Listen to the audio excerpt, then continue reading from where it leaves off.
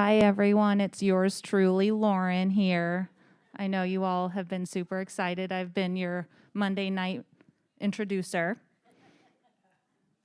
So today we have Mike here with us to talk about eagles, in case you didn't know by the picture. The eagle, the emblem bird of the United States, the majestic in its appearance.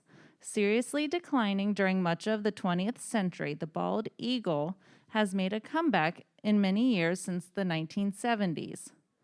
Big concentrations of eagles can be found wintering along the rivers or reservoirs in some areas. Captain Mike will present on the resident eagles living near us and their amazing annual life cycle. Take it away, Mike.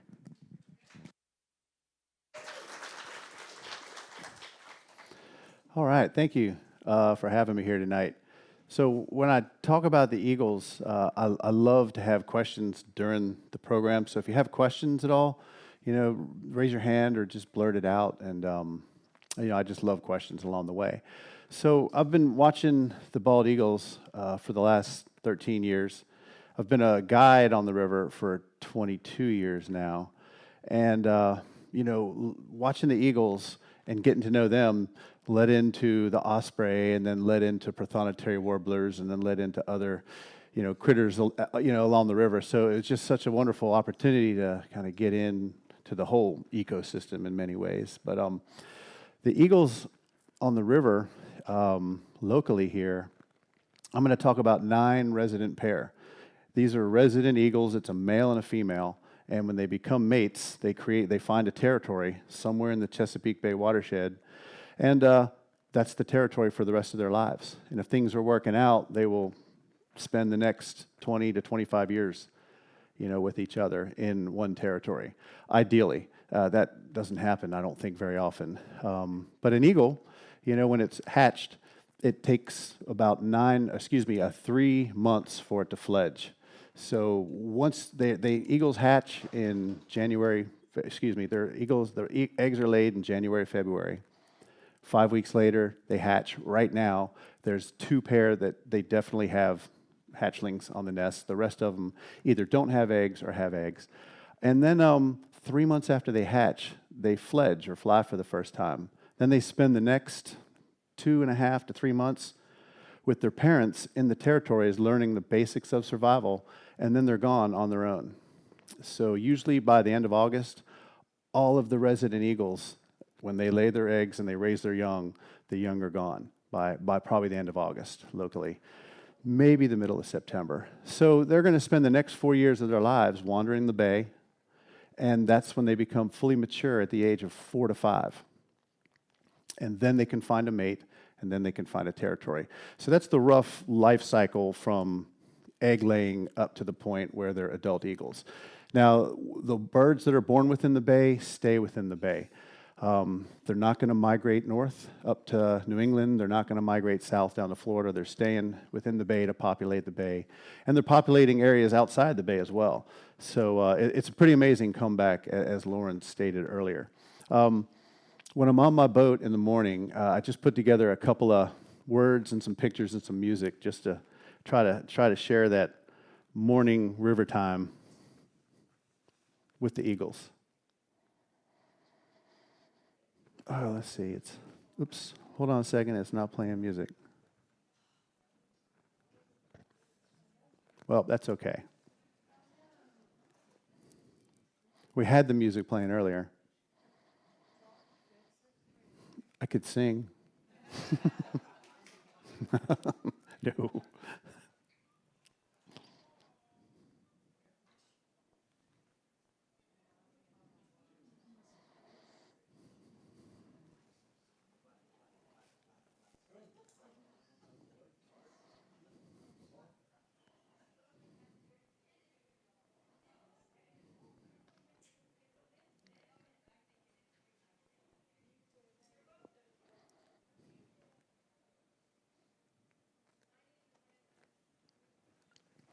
This is a really powerful statement.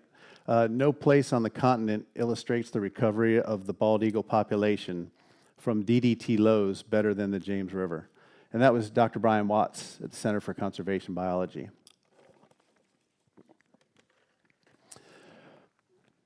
DDT was a pesticide that got into the groundwater, got into the rivers, got into the fish. The eagles ate the fish, and it didn't allow them to produce calcium. So when they laid their eggs, they were thin and brittle, and when the eagles just went to incubate, they'd crush the eggs. So there was no reproduction. And that was going on probably in the 40s when DDT was introduced, and then 50s and 60s, it was getting worse. And then by the 70s, by 1972, there were not many bald eagles left in Virginia, let alone the James River. DDT was banned in 1972. 3 years later, in 1975, all the eagles on the James River disappeared. There wasn't a single resident eagle alive on the James River in 1975. And 4 years later, in 1979, a pair came back on their own, created a territory, and the territory was massive if it's just one bird. I mean, it's just fun to think about. But they had a successful breeding season, and that marked the comeback of the bald eagle in the 1979-1980 breeding season. And slowly but surely, more and more eagles started creating territories, and their comeback became greater, and the amount of egg production and successful breeding that they had starts off this graph, just starts off really slow, and then you get this curve, and it just shoots straight up off the top of the page. So let me go ahead and run this here. So slowly, they were locally extinct in 1975, excuse me. And 45 years later, this says 2019. 2019 was a momentous year. Right here, you've got one pair, one territory. And then in 1990, you can see all the red dots. And then 2000, and then 2011. In 2019, the James River watershed hit 300 pair of bald eagles. And that's a milestone because back in the 70s, when they were trying to determine what a successful comeback for bald eagles would be, they were trying to get 300 pair in the entire Chesapeake Bay. So that's 75,000 square miles, and we're talking about less than 10,000 square miles here easily. But it's the greatest comeback in the entire continent is the James River. It's an amazing, amazing story. Any questions? So that's basically from Richmond? It's a little further west than Richmond, but it's the tidal James and probably up past Goochland. So it's not counting the eagles that are up, when you get up into the mountains and beyond. I would say from Lynchburg and beyond, I don't think that they weren't counted. And there's not that many, but there are some, because they go all the way up into the Cowpasture and the Jackson. Resident eagles do. Yep. Well, I was out on a fishing trip one day, and I was coming in, and I saw this bald eagle right here sitting in a tree, right there. And I thought I had all this extra shad when I was done with my trip, so I threw a shad out onto the beach to see what would happen. And like within 10 minutes, look at that.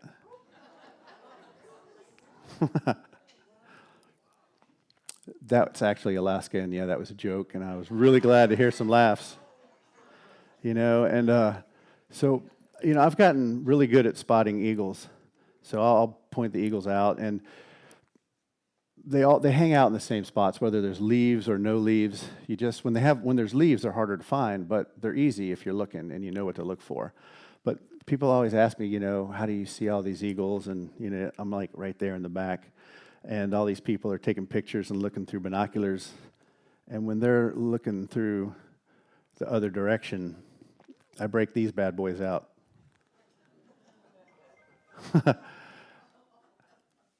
Somebody brought this pair of binoculars onto my boat, and they were the biggest binoculars I've ever seen. And I was like, I've got to get my picture with that. And you know how you have a fish and you hold it out towards the camera to make it look bigger? Yeah, I did it with this.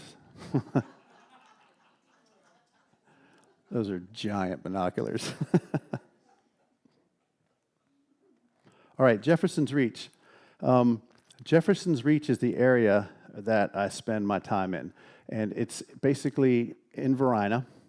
Right there is the Richmond Yacht Basin. That's where I keep my boat. That's Deep Bottom Park. That's where I generally pick people up. I do both locations. Deep Bottom Park's got a floating ramp, so it's way easier to get onto the boat right there. But these are the 9 pair of resident eagles in Jefferson's Reach. And I've been on the river 3 out of the last 5 days, so I've got a March 7th, 2022 update on the bald eagles of Jefferson's Reach. So real quick, this is Bandit and Trey. And Bandit is going to be featured in some of the slides I'm going to show in a few minutes. But she's an amazing eagle. She's been here for all 13 years that I've been here watching them. And she is currently sitting on eggs. So I don't know if they have 1 or 2, but I do know they're incubating eggs. They haven't hatched yet. And she's still got a 3rd eagle that's coming in causing havoc within the territory. So sometimes a single eagle might come in, like a female might come in and try to take over the role of a female, or a male might come in and try to take over the role of a male. And in this case, it's a female coming in, so Bandit's in trouble here, and hopefully this bird is going to just leave. But that's a lot of drama going on there. And that's Hatcher Island, if anybody familiar with Hatcher Island in Henricus Park. This is a relatively new pair. This is Duchess and Henry. Henricus and Dutch Gap, that's why they're named that. They came in 3 years ago, and I think that this is not a young pair of eagles that became fully mature and found a territory, and this is it. Because so many of the eagles, when they come in, they have so much trouble raising young. They usually fail, a couple times in the first few years. The first 2 years they were here, they were the best parents on the river. They taught their young just everything you expect them to teach after watching them for a dozen years. They raised 2 both years. They even fledged one of their fledglings out 10 days earlier than any other fledgling I've seen on May 10th. Yeah, that was a real surprise. So this pair, they're sitting on, they have chicks on the nest. They're bringing so many fish back to the nest right now that there's got to be more than 1 chick on the nest. But again, that's just a guess. This is Varina and Enon. Of course, you've got Varina, and then you've got Enon, and then you have the Varina-Enon bridge. They haven't even laid eggs the last 2 years. They've had trouble ever since these guys arrived. So this year, I've only seen 1 bald eagle at a time, and when you see only 1 at a time, that means there's 1 on the nest. So you can't see their nest from the river. I can't say I'm 100% sure, but I'm about 99.5% sure that they are having successful breeding season, but their eggs haven't hatched. Because when they catch a fish, they go up into a tree and eat it. When an eagle catches a fish and they have chicks on the nest, that fish is going back to the nest. The number 1 priority is keeping fish on that nest. And they can feed on the nest if they want. They feed the chicks as well. This is the newest pair of eagles. And this is Lalina and Pierre. Now, they came in a year and a half ago. And I haven't ever shared this story publicly, but I'll do it. This will be the first time I've shared this outside of my boat or my home. So there was a pair of eagles here, Virginia and James, and they disappeared about a year and a half ago. And before they disappeared, I had a dream one morning, and I woke up from this dream, and I had to go do an eagle tour that morning, and I was like, wow, what an incredible dream. In the dream, I was coming downriver, and, in this tree, there were 2 eagles, and it was Virginia and James, because I just recognized them in the dream, and we pull up, and I point, and I go, look, there they are. So I held a fish up and I threw it out, and they both flew off the tree, but they turned into humans. So it was a man and a woman kind of floating through the air. And so I had this fish, and I kept dropping it because I was so nervous because I was like, wow, they have hands. I can hand them the fish.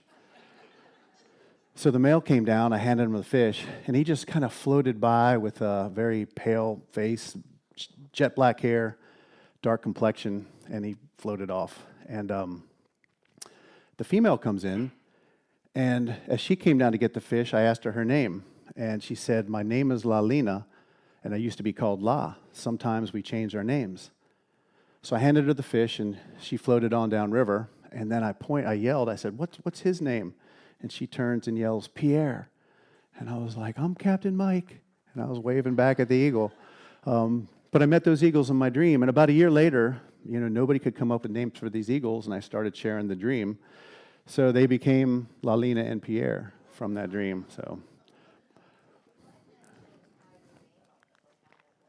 yeah, so she just asked me to, how do the birds get named? So whenever there's a new eagle or a pair of eagles, who's ever on the boat at the time, when it comes to the time where it's like, okay, this is absolutely 100% a new eagle, or this is a new pair, whoever's on the boat gets to name those eagles. And the only rule is they have to come up with it collectively, and then, I'll say yes or no. And almost every time I say yes, but there's been, I think, 3 times I had to say no. Just couldn't do it, but that's all right. But that's how they get named. They are on eggs right now, so this will be their first successful breeding season. This is Darkbeak and Mary right here. Darkbeak came in 8 years ago. This is his 7th breeding season, and when he came in, he had this dark all over his beak. He was an adult eagle, but he had dark on his beak. That's why he got called Darkbeak. He has the record, unfortunately, for the most consecutive failures for breeding. He has failed all 6 times. Bandit was 5. He's got 6, and he's in his 7th one right now.